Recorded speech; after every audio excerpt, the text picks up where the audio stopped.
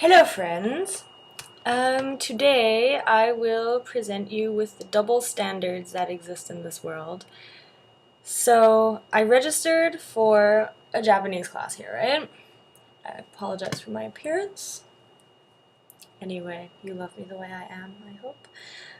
Yes, so I registered for a Japanese class. Now, I was debating between Intermediate Japanese 1 and Intermediate Japanese 2. From reading the description, I was like, I might be able to get into Japanese too. So I decided to register for Japanese too and thought that, if I'm not quite good enough because of kanji or whatever, they can just like bump me down into the next level, right? And I would have been able to take all my classes anyway, so it wouldn't really have made so much of a difference. So, if you're Zandali watching this, you probably remember this little diagram that our professors drew for us, where they were like, you are not quite intermediate yet. You're like here. Wait, let me do it in red. I don't have red. It'll just have to be permanent marker blue, where they're like, you are about here. You're on the line to intermediate, but you're not intermediate yet. And then when we started the new book, they're like, congratulations, you passed into intermediate. What they failed to tell us was that that is BICO standards.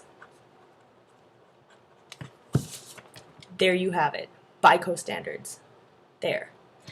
What the rest of the world thinks is that here's intermediate.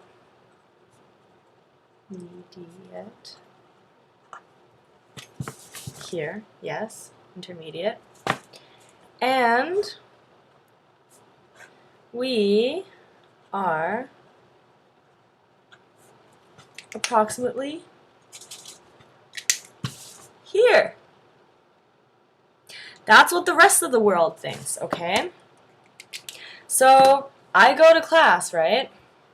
And I'm like, oh, okay, I'll take this, like, placement exam and whatever. I'm, like, really nervous about it because there's, like, an oral part to it, too. And so I go, and, like, I had to keigo the professor and everything, you know? Like, really, really nasty stuff. And then he's like, 簡単すぎるかな?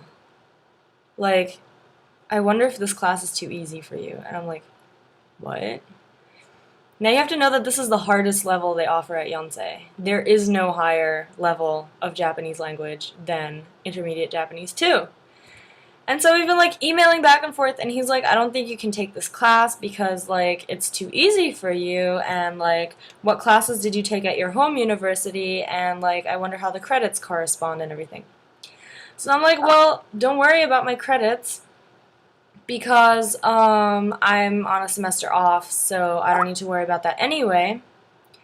But, you know, I still want to take the class. I don't want to take a break from Japanese, and of course I'd like to take something more challenging, but as I understand it, this is the hardest level you offer at Yonsei. So he writes back saying, I understand that you don't want to take a break in your studying. However, you know, Yonsei grades on a curve. It's not absolute grades. So if you've done this stuff before, then you have an unfair advantage like toward other people, and then their grades are going to be worse because you're going to get the best grade, and then they're going to be like downgraded after that. So basically he's telling me that I should not take the class so that the other people can do better in the class. Interesting. Very Asian, in my opinion. Very Asian.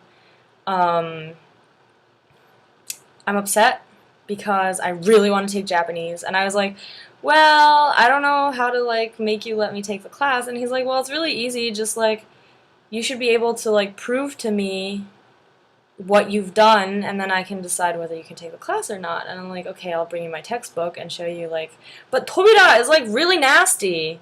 Tobira has like really intense stuff, and I know exactly that he's gonna be like, yeah, there's no way you can take this class because you're way too good for us. And I don't know what else to take because I'm not dealing with not taking Japanese for a semester. That would just really piss me off. And he's like, well, there are other ways you can learn Japanese on campus and in Seoul. And I'm like, well, I'm not like going to a private like cram school or something to take Japanese. I don't have the money to pay for like private lessons or shit. And I know I'm not diligent enough to meet up with somebody once a week and be like, okay, we're actually going to study now and you're going to explain shit to me. Besides, I'm sorry to sound stuck up or anything, I really don't think another student, I think it would be really, really rare to find like a student my age who can teach me proper Japanese, like textbook Japanese, the way our professors teach us, because apparently they teach us really, really well. I mean, I know they teach us well, but apparently they teach us better than I thought they did. Um, so I hope you appreciate, by the way, how good our professors are, because it's not a given. The professor here just talks in English the whole time. It's really annoying. Anyway, I don't really know what to do about that. On another topic, I spoke with Andy again.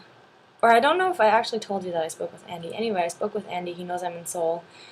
And yes, it's going to be interesting. He seems very enthusiastic about meeting me.